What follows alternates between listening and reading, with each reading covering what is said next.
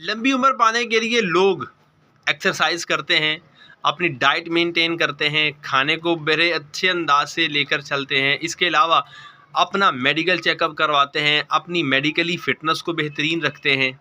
रखना चाहिए, no doubt, इससे ज़हन में, सेहत में और उम्र में इजाफ़ा होने का चांस होता है।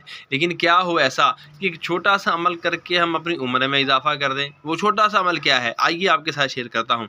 मेरे और आपके प्यारे अल्लाह पाक का एक प्यारा नाम है, या वारिसु।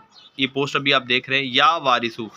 जो बंदा इसका वजीफ़ा करता रहेगा, विर्द करता रहेगा, इसको पढ़ता रहेगा, अल्लाह ने चाहा तो वो लंबी उम्र पाएगा। लंबी उम्र पाने की नीयत इसलिए ना हो कि मैं ज़्यादा जीऊँगा, बल्कि इस नीयत से हो कि जितनी देर मैं ज़िंदा रहूँगा अल्लाह पाक की फरमाबरदारी करूँगा, नमाज़ें पढ़ूँगा, नेकी की दावत दूँगा, बुराई से मना करूँगा, लोगों के साथ हुस्न अखलाक से पेश आऊँगा। ये नीयतें सवाब बढ़ा देंगी।